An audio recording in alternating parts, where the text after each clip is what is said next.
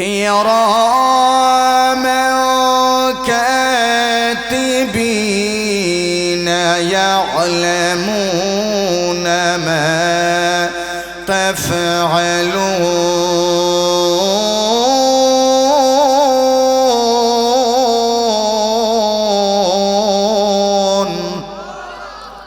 আল্লাহ বলেন কিরামান কাতিবিন, দুইজন সম্মানিত ফেরেশতা আমাদের ডান কাঁধে একজন, বাম কাঁধে একজন, আছে না নাই? আছে, দুজন আছে।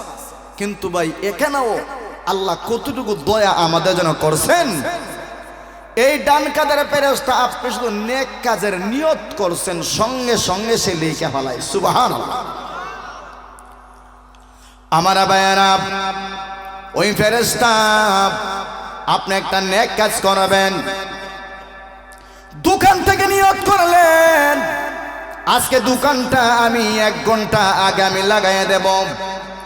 উলামায়ে কেরাম আসবেন, ওনাদের জবান থেকে আমি সম্মানে কথা শুনবো, আল্লাহর কথা শুনবো। সুবহানাল্লাহ। এই যে নিয়ত করলেন গতকালকে, কোন দিন? গতকালকে নিয়ত করলেন, ওই ডান কাঁধের ফেরেশতা লিখে লাইছে, আর কোনো বিলম্ব নাই। কিন্তু মুসলমান ভাই, আপনি যদি গুনার কাজে যাওয়ার জন্য নিয়ত করেন, এবার বাম কাঁধের ফেরেশতা লিখতে চায়, ডান কাঁধের ফেরেশতা বাধা দিয়ে দেয়।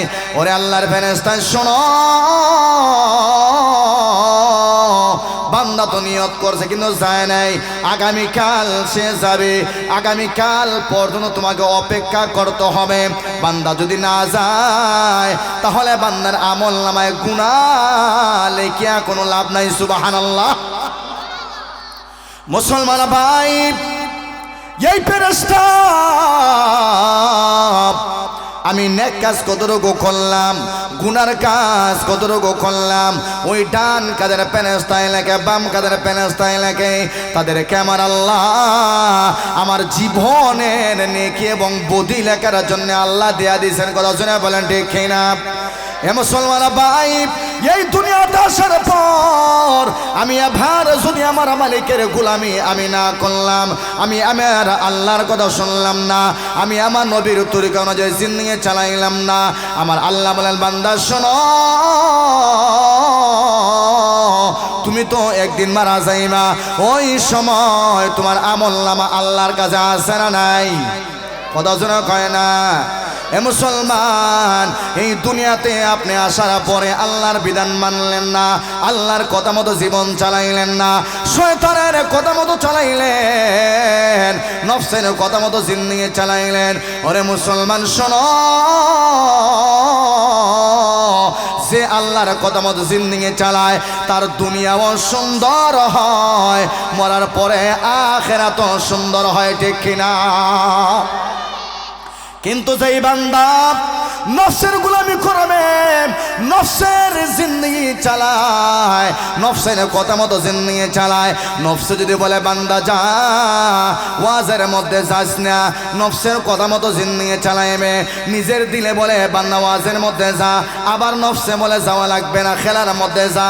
নফসে যদি বলে সুদ কারবার, সুদের কারবার কর, নফসে যদি বলে ঘুষের কারবার কর, নফসে যদি তোমাকে বলে এবার বাজারে যাও, ওয়াজা যাইবে না, এক কথায় আমার আল্লাহ বলেন যেই বান্দা নফসের গোলামি করবে ওই বান্দা নিশ্চিত জাহান্নামের অধিবাসী হইয়া মারা যাবে। নাউযুবিল্লাহ। কারণ নফসের গোলামি যে করছে সে নিশ্চিত সে ধ্বংস, সে আর বাঁচতে পারবে না। এজন্য নফসকে সবার আগে কাটার দরকার আছে না নাই? আমার ভাইয়েরা, আল্লাহর একজন বান্দা ছিলেন মুসলমান ভাই, উনি ওনার একজন ছাত্রকে উনি 10 বছর লেখাপড়া করাইলেন। ভালো করে শুনবেন, 10টা বছর লেখাপড়া করানোর পরে হুজুর ছাত্রকে জিজ্ঞেস করলেন, ওরে আল্লাহর বান্দা বলো, আমি তোমাকে 10টা বছর তিলে তিলে আমি তোমাকে লেখাপড়া করাইলাম, ওই 10টা বছরে তুমি কয়টা জিনিস শিক্ষা করলা? আল্লাহর বান্দা হুজুরকে বলে, ওরে আল্লাহর বান্দা শোনো, আমাকে 10টা বছর তুমি কুলে পিঠে করে মানুষ বানাইলা, আমাকে লেখাপড়া করাইলা, আমার পিছনে 10টা বছর সময় ব্যয় করলা। ও হুজুর ভালো করে শোনো, আমি ভালো করে কোরআন থেকে 10 বছরে আমি 10টা বিষয় হাসিল করলাম। সুবহানাল্লাহ। বিষয় 10 বছরে উনি 10টা বিষয় হাসিল করলেন। 1 নাম্বার বিষয় হলো, হুজুর এবার জিজ্ঞেস করলেন, ওরে ছাত্র তাহলে 1 নাম্বার বিষয়টা তুমি বলো, 10টা বছরে তুমি যে 10টা বিষয় হাসিল করলা, 1 নাম্বার বিষয়টাকে আমাকে তুমি বলো।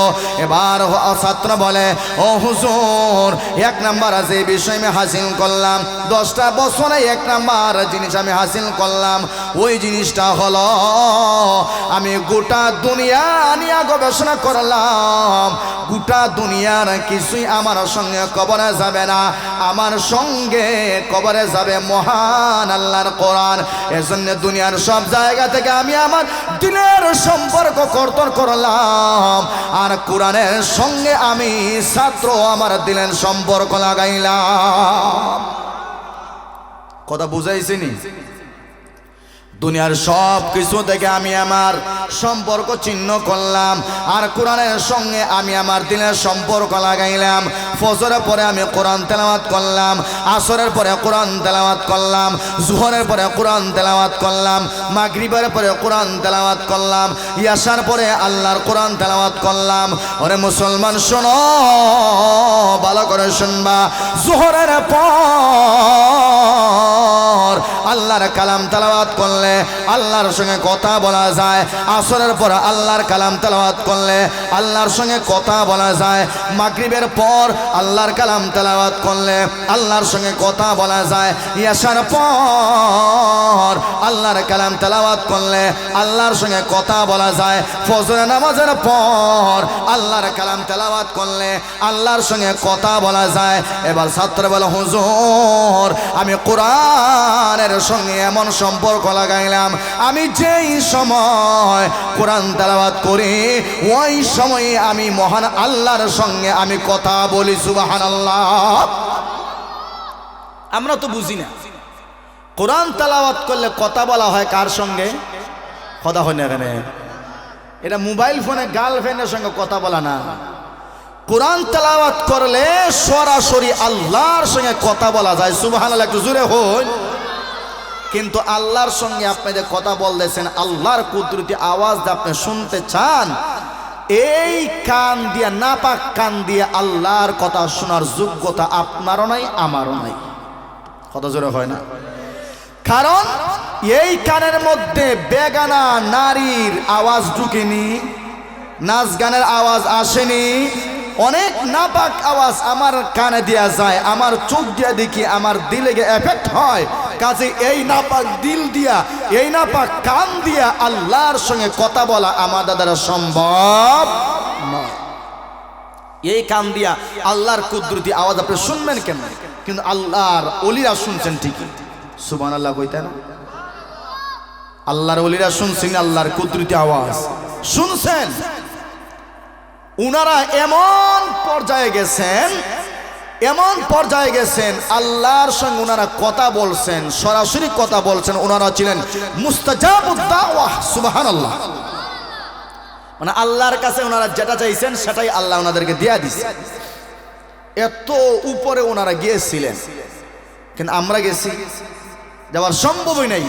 আমাদের সম্পর্ক নাচ গানের সাথে, আমাদের সম্পর্ক নাপাকের সাথে, আমাদের সম্পর্ক বেগানা নারীর সঙ্গে, আমাদের সম্পর্ক আমার বাবির সঙ্গে, আমাদের সম্পর্ক বেগানা মহিলার সঙ্গে, আমার সম্পর্ক খেলার সঙ্গে, আমার সম্পর্ক উরুসের সঙ্গে, আমার সম্পর্ক হাউজি বাম্পারের সঙ্গে। এই নাপাকি জিনিসের সঙ্গে যখন আমার সম্পর্ক হয়, এই দিল নাপাক হইয়া যায়, এই চক্ষু নাপাক হইয়া যায়, এই কান নাপাক হইয়া যায়, এই সম্পূর্ণ বটি নাপাক হইয়া যায়। এই নাপাক বটি দিয়ে আল্লাহর সঙ্গে কথা বলা জিন্দেগিতে সম্ভব না, সম্ভব না। আগে এগুলাকে পাক করতে হবে, আগে কান পাক করতে হবে, দিল পবিত্র করতে হবে। কারণ আল্লাহ রাব্বুল আলামিন আমাকে যখন দুনিয়াতে পাঠাইছিলেন না, আল্লাহ আমার দিলটাকে একেবারে সাদা বানাইয়া, পবিত্র বানাইয়া আল্লাহ আমাকে দুনিয়াতে পাঠাই দিয়েছিলেন। সুবহানাল্লাহ, একটু জোরে বলুন। কিন্তু দুনিয়াতে আসার পরে আমরা গুনাহ করতে করতে একেবারে গুনাহ করতে করতে আমার দিলটাকে নাপাক বানাই দিয়ে দিচ্ছে। এখন ওলামায়ে কেরামের কথা আর আমার ভালো লাগে না, এখন হারাম কথা, হারাম আওয়াজ আমার কাছে ভালো লাগে। কথা বুঝাইছে? একটা উদাহরণ দিই। আর নবীজির হাদিস, ওলামায়ে কেরাম আছেন, নবীজি বলেন একজন বান্দাকে যখন আল্লাহ দুনিয়াতে পাঠায় তখন তার দিলটা এরকম এর চাইতে হাজার গুণ কোটি গুণ আরো সাদা থাকে। সুবহানাল্লাহ হইতে হয় না? এটাতে মাত্র একটা টিস্যু আছে। কিন্তু আল্লাহ যখন একটা বান্দারে দুনিয়াতে পাঠান তখন তার দিলটাকে আল্লাহ এত সাদা বানায় দেন, মানে একেবারে মাসুম, একেবারে তার কোনো গুনাহ নাই, তার দিল পরিষ্কার পাক সাফ। সুবহানাল্লাহ। আমার ভাইয়ারা, ওই বান্দা দুনিয়াতে আগমন করলেন। মুসলমান ভাই, ওই ছোট্ট সন্তান এবার দুনিয়াতে আসার পর তার আমলনামার খাতা খুলবে বালাগ হওয়ার পর। কথা শুনে বলেন ঠিক কিনা? এ মুসলমান, এবার মা যদি সন্তানটাকে মাদ্রাসা দিয়া দেয়, মা যদি সন্তানটাকে মসজিদে পাঠাইয়া দেয়, একজন বাবা যদি তার সন্তানটাকে নুরানিতে পাঠাইয়া দেয়, ওই সন্তানটার দিলের মধ্যে নাপাক লাগবে না, বরং তার দিলটাকে মহান আল্লাহ সেই সাদা বানাইয়া দুনিয়াতে পাঠাইয়ে নিয়েছিলেন, যেই যোগ্যতা দিয়ে আল্লাহ পাঠাইয়েছিলেন এর চাইতে আরো বেশি গুণ যোগ্যতাশীল আল্লাহ বানাই দিবে। সুবহানাল্লাহ।